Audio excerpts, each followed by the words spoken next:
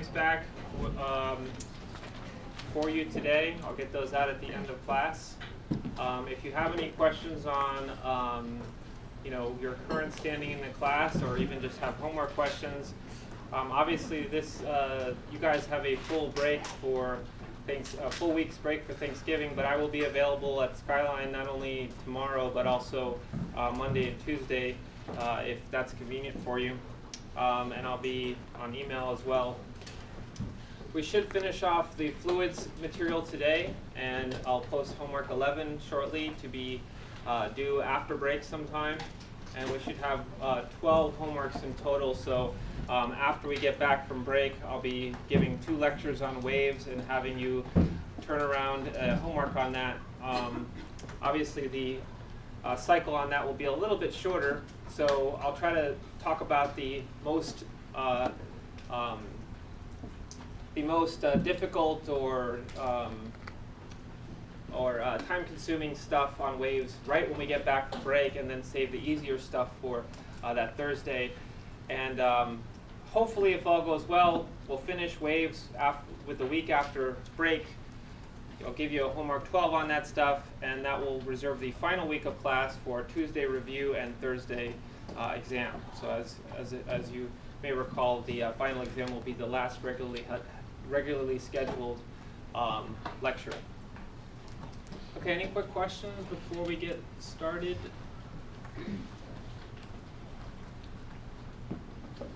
Okay, so we're talking about volume flow rate. How much, or flow rate as I will call it today, it's how much volume flows per time. This is the definition of flow rate, and it's also perfectly functional for computing many problems. For instance, if you wanted to find out the maximum flow rate of the faucet in your sink, you turn it on full blast, maybe stop up your sink, measure the volume that your faucet can fill it, divide it by the time it took to fill it, and there you would have it. How many meters cubed is your faucet capable of outputting per time?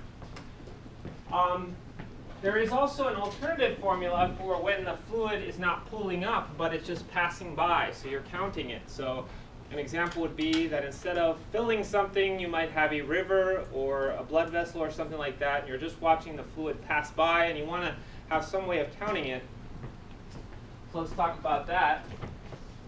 So here you have some kind of river or something, fluid flowing down a tube of some kind. And what we're going to do is we're going to put in kind of a test volume, or I guess you can imagine this kind of like some kind of net. But fluid's going to be able to pass right through it, but we can nonetheless talk about how does this volume fill per time, even though it's quote-unquote emptying by passing right through. So we can say that this volume has an area A and a width delta x, and we put that into the formula.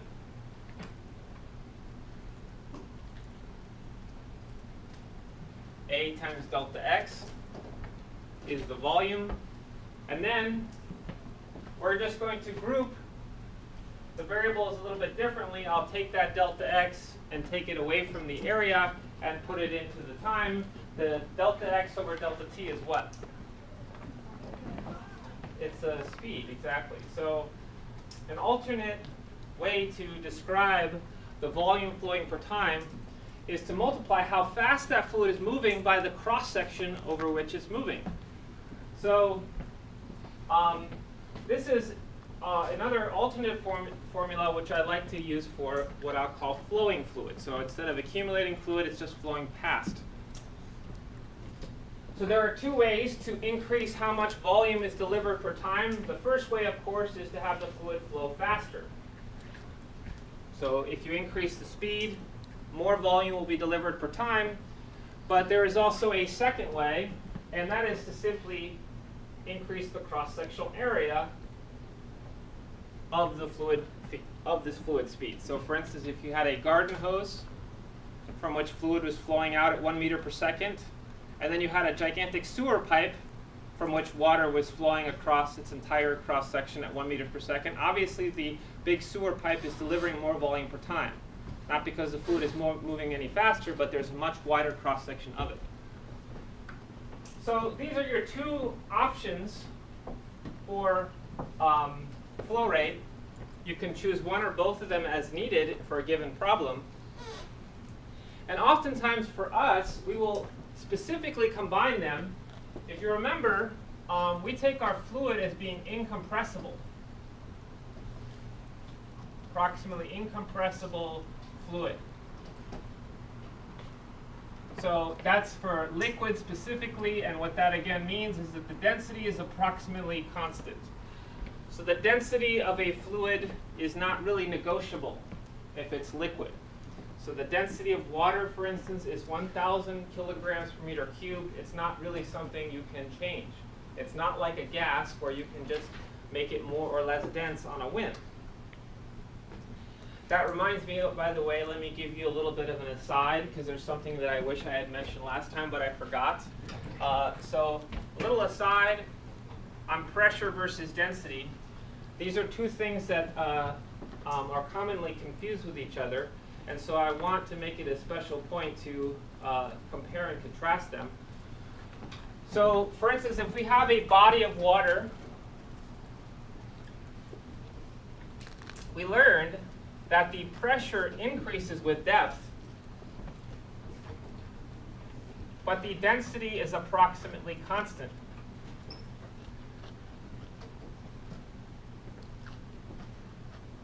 So pressure is force per area.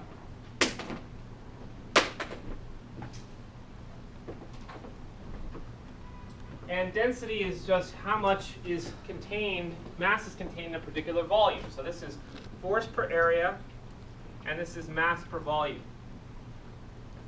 So here's my example. So instead of water molecules, let me use my two fists. So I go like this. Now, I can certainly press them together a lot harder, right? I'm increasing the force per area. I'm increasing the pressure. But I have not really increased the density of my fists, right?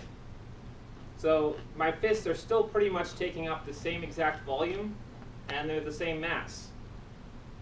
So you can increase the pressure without changing the density. Now, you might say, obviously, at some point, if I push my fists together hard enough, I could combine them into one super fist, and I have, I severely damaged my hands after that. Okay, but it's possible to exert enough force to increase the density. But what happens in water molecules and in many liquids, most liquids, is that the arrangements between the adjacent atoms, the way that the electrons and protons are all structured, they are highly preferential locations. Once you have a certain spacing, they don't like to go closer to each other because that would mean that the nuclei are too repulsed from each other. And you can't take them further apart from each other because they really like to share those electrons, right? So they have a highly preferential location. So it's just like my two fists. They have a spacing that they like to have. And there can be a tremendous amount of pressure before the density changes much at all. So yes, if you go down to the bottom of the ocean floor, the density is slightly bigger, maybe by like 1% or something. But you can have tremendous pressure increases without having any appreciable density increases. Okay? So just like with my fists, I can push them together much, much harder before anything really happens with their spacing.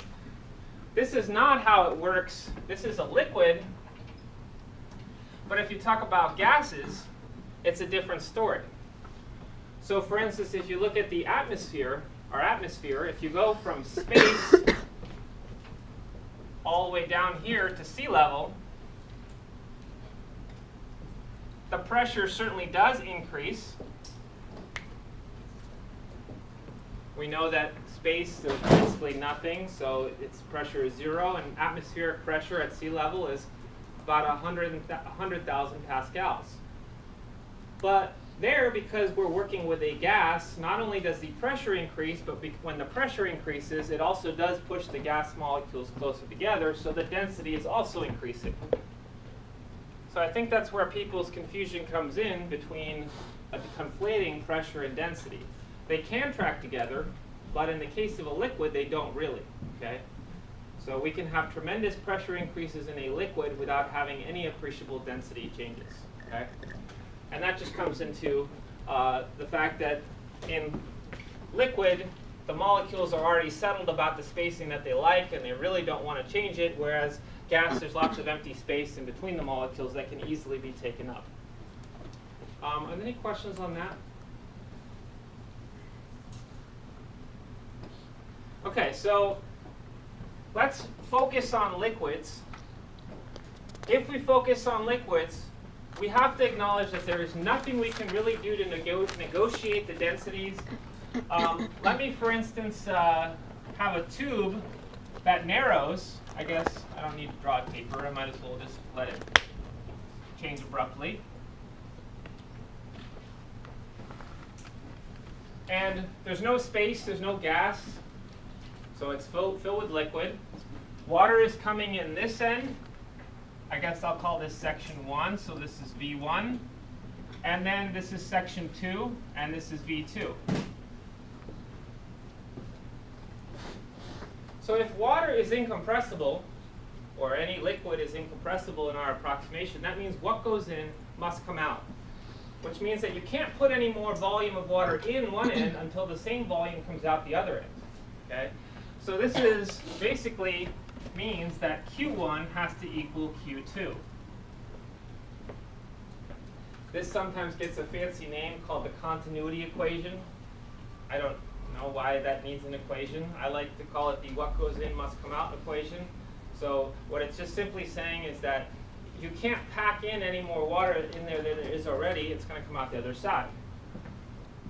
So I could say A1 V1 equals A2 V2. And by the way, here you want to be careful. I've been trying to draw my capital V's and my uppercase of my lowercase v's distinct. This here is volume, but in this equation, V is speed. So just be careful there.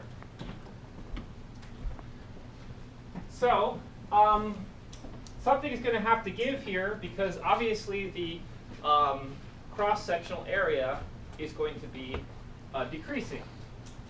So this is the cross-sectional area here, A1. That narrows to A2. By the way, common cross-sectional areas, if it's a circular pipe, you use pi r squared, right? Just in case it's unclear what I mean by cross-sectional area. So this could be pi r squared. That's one option. If someone were to give you the diameter, you'd have to be careful. That'd be pi d squared over 4.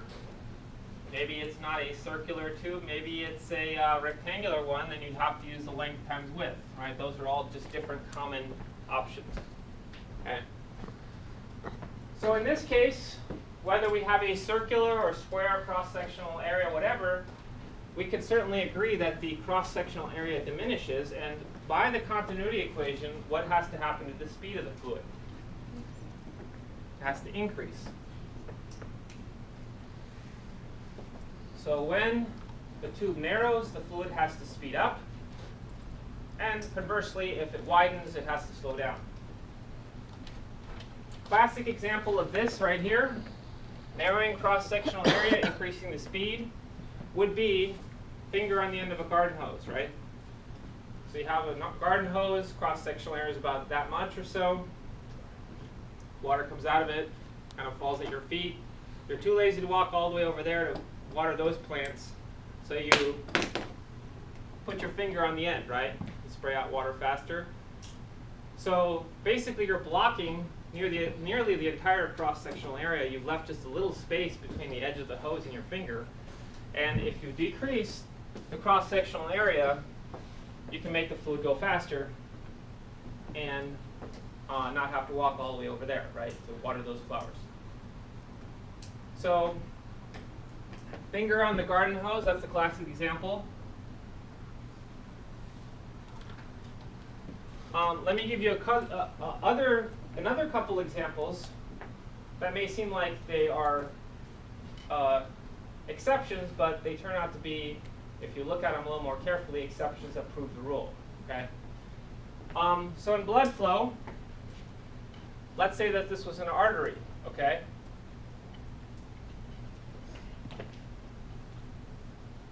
And then we go into a narrower capillary. So if you know about blood flow, you may say, wait, hold on a second. Blood doesn't speed up when you go into a capillary, it slows down. Okay? So what's going on? Well, one artery does not service one capillary. There is, in fact, many of these. And the collective cross-sectional area of all of these is actually larger, so it's the exception that actually proves the rule. You're going to a larger total cross-sectional area, and that's why the blood will slow down. Okay? So blood slows down going from arteries to capillaries. Let me give you another example.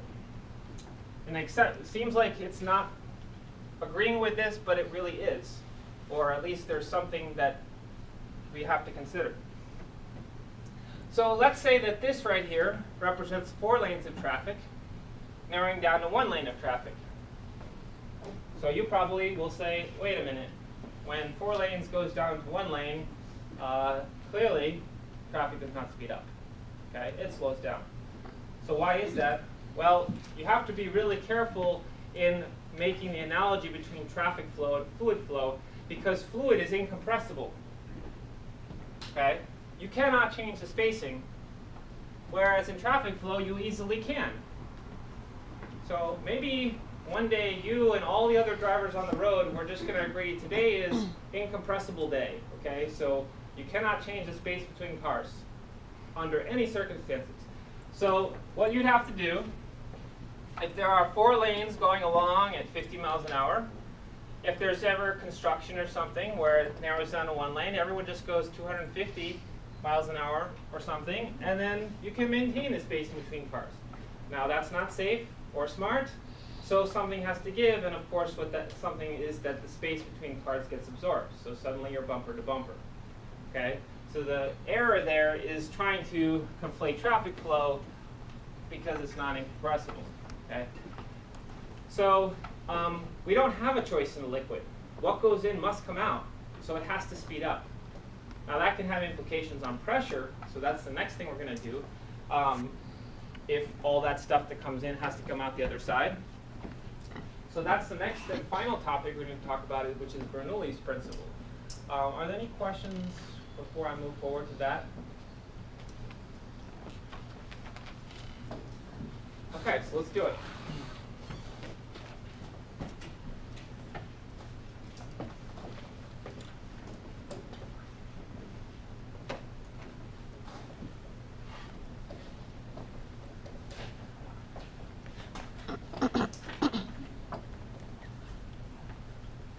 It's a nice topic to end with because it kind of, in fluids, because it really ties up everything nicely. It has a lot of the stuff we already know contained in it and new information as well. And simultaneously, we're going from talking about force to talking about energy. And we all know at this point that energy is generally easier to work with than doing forces and having to deal with vectors. So let me first motivate by recopying that diagram. That's going to be the system that I start with. And let me write down my master energy equation. It's a good place to start. All my possibilities are in there. I'm not going to miss anything from consideration.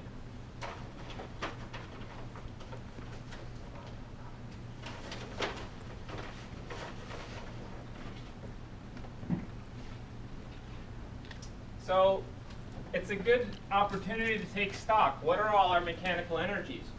These are the energy forms we chase around in this class, right? We have equations for them. So it comes in 2 varieties, the energy that you can see and the energy that you can't see. Kinetic energy is energy manifested in the motion, and potential energy is stored and unseen but can be released. And at this stage, we have 2 varieties of each one.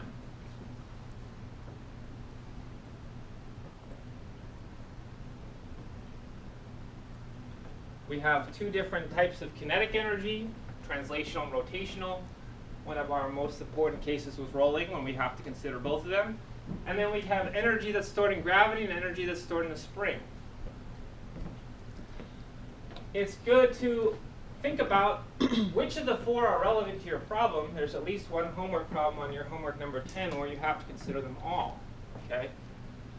I don't have to consider them all right now. First of all, I'm not going to have a spring there in the water, so we can cross that one out. And also, I'm not going to let the water rotate. We have what's called an irrotational flow. If we let the water kind of roil around and account for something called turbulence or eddy currents, that's going to be a whole mess. So let's not have that happen. The water's just going to be moving from point A to point B without staying and rotating in some way. So we get the classics, okay? The two classic energies, the first two that we introduced before we introduced the other two. All right. So let's take a little chunk of fluid here and watch it go through here and analyze what's going on with its energy. So going from section 1 to section 2. Now, we just talked about volume flow rate, so we already know that that water has to speed up. You have to speed up when it narrows. So I should draw it. If this is V1, this is V2. So in transitioning from section 1 to section 2, the fluid is speeding up. This is a nice opportunity for us to explain the speeding up in both pictures from this course, the force picture and the energy picture. So let's see if we can reason out with forces why this happens, and then let's talk about it in terms of energy. So in terms of the force picture,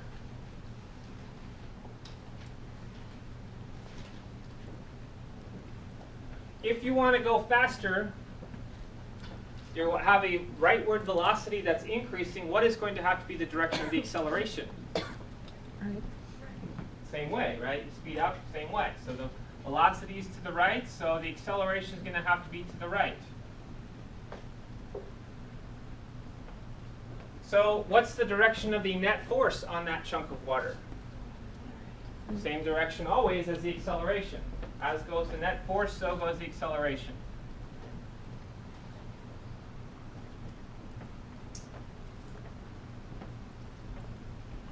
So, let's imagine this is a horizontal pipe. So what we're looking at here is a side view. So it's not going higher or lower, right? This chunk of water is just moving horizontally. So it can't be getting its kinetic energy from gravitational potential energy, right? It's not falling or climbing, it's just going horizontally. Well, if we don't even have these two forms of energy, and this is not relevant at the moment, there's only one other place where that kinetic energy can be coming from. Where's that?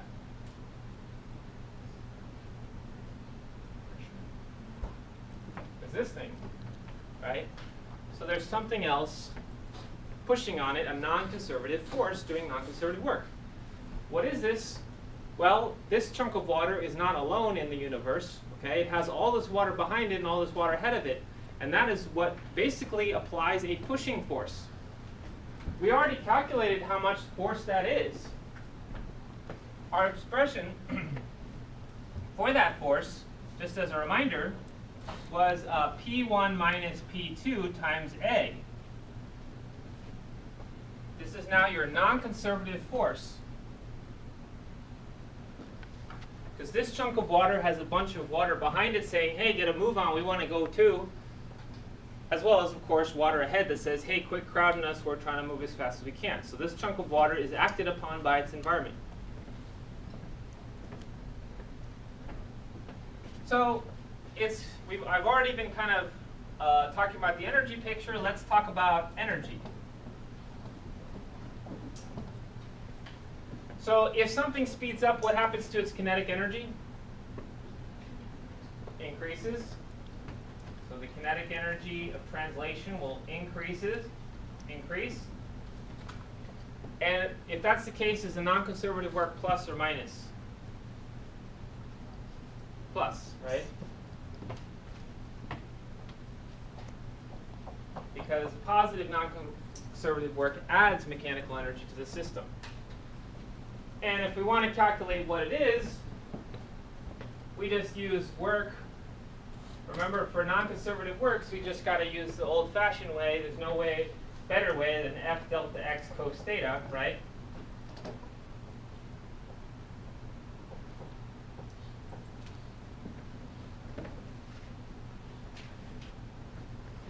And overall, this force points in the direction of motion. We already said that. So that's cosine of 0. That's 1.